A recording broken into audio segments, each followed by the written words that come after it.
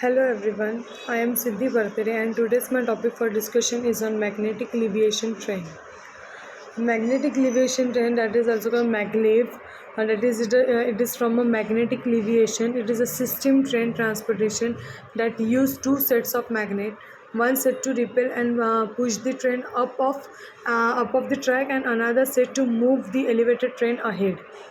Taking advantage of the lack of friction, there are both high-speed intercity system over 4 km per hour, that is 250 meter per hour, and low-speed urban system, that is 80 km per hour to 200 km per hour.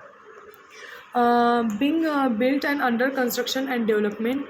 With maglev technology, the train travels along a guideway of magnet, which control train stability and speed, while the propulsions and the leviation require no moving parts.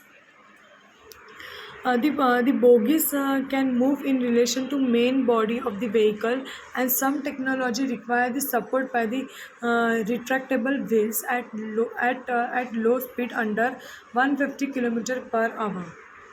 This comprise with electric multiple unit that have the several dozen parts per bogie. Maglev trains can therefore in some case be quieter and smoother than conventional trains that have the potential of much higher speed. The maglev vehicle have a set several speed records, and maglev train can accelerate and decelerate much faster than the conventional train. It is one of the advantage of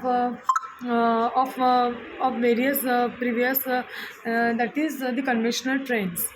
Only practical limitation is the safety and comfort of the passenger, although wind resistance at very high speed can cause running costs that are the 4 to 5 times to the conventional high speed of the rail. The power needed to leviation is typically not a larger percentage of overall energy consumption of a high-speed maglev system. Overcoming track, which comes all open air land, transport more energy intensive at a speed, takes the most energy. Now, moving toward the what is the actual history. So there are lots of country which have done this experiment and try to develop the magnetic leviation train. In late 1940s, the British electrical engineer, that is Eric Latviti, a professor at Imperial College London, developed the full-size working model of the linear induction motor. He became professor of heavy electrical engineering at Imperial College in 1964, where he continued his successful development of the linear motor. Since linear motor do not become physical contact between the vehicle and the guided, they become a common fixture on advantageous transport system in 1960s and 70s. Latviti joined on such project, the hacked hovercraft, although the project was cancelled in 1973. Further, moving toward the history, as we talk about the development, now we will talk about the history. First, maglev planet, high-speed transportation planet were granted to various inventors throughout the world. The first relevant patent, U.S. patent 714 and 851, issued to Albert Alvestron, used magnetic leviation to take part of the weight of the wheel using the conventional propulsions. Early United States patents for a linear motor propel in the were awarded to the German inventor called Alfred Zandon. The inventor awarded U.S. patent. The U.S. patent in 1907. Another early electromagnetic transportation system was developed by F.S. Smith in 1908.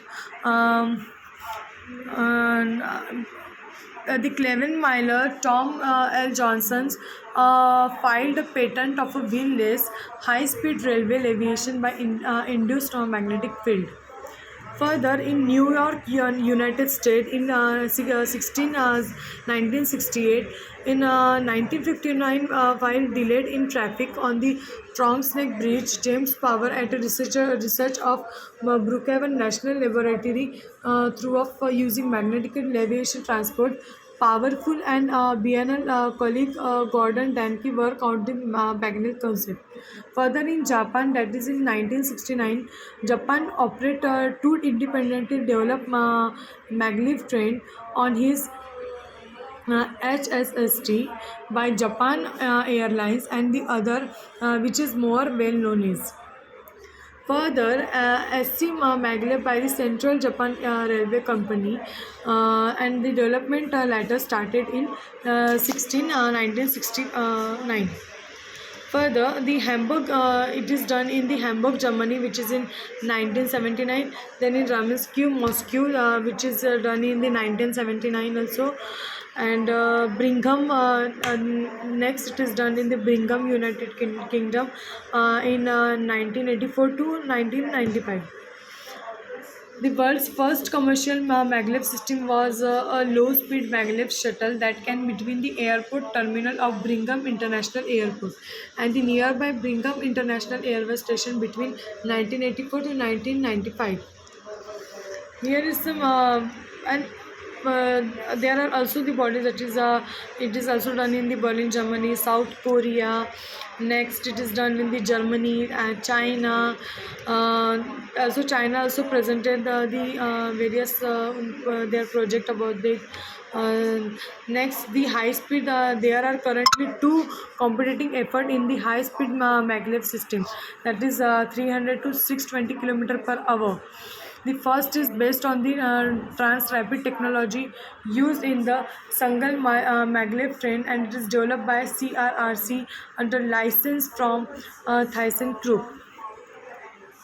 Further, what are the different technology? The two main types of maglev technology are electromagnetic suspension, which is electronically controlled electromagnet in the train, attract it to the electromagnetically conductive, usually steel track.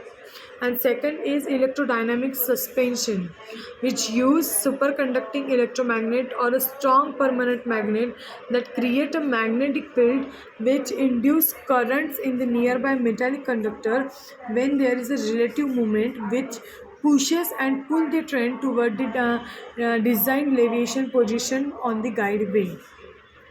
In this way, I have said about what is the brief history, what are the two major types, and what is the actual magnetic levitation trains. It is all things I have mentioned. Hope you should understand. Here is the end of my video. Thank you for watching.